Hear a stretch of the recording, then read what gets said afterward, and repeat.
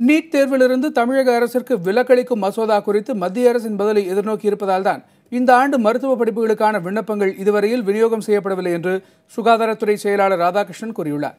தலைமை செயலகத்தில் கொசு ஒழிப்பு குறித்த விழிப்புணர்வு பரப்புரையை தொடங்கி வைத்த அவர் செய்தியாளர்கள் எழுப்பிய கேள்விக்கு இந்த பதிலை தந்தார்.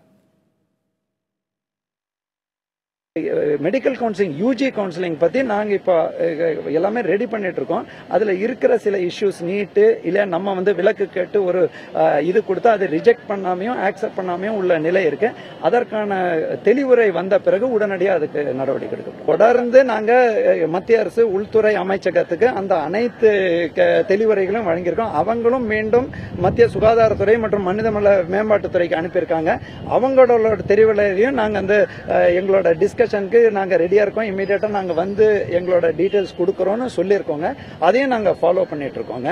அதே மாதிரி குஜராத் பேட்டர்ன் நிறைய பேர் சில பத்திரிகையில் சொன்னாங்க. ஊரக தட் இஸ் ப்ரோரேட்டா ரிசர்வேஷன் அது குஜராத் ஹைகோர்ட் அதை ஒத்துக்கல. அந்த விஷயத்தையும் நாங்கள் மத்திய அரசுக்கு சொல்லியிருக்கோம். ஸோ இப்போ தமிழ்நாட்டோட பில் மேல உடனடியாக நீங்கள் முடிவை சொல்லணுங்கிறத நாங்கள் வலியுறுத்திருக்கோங்க.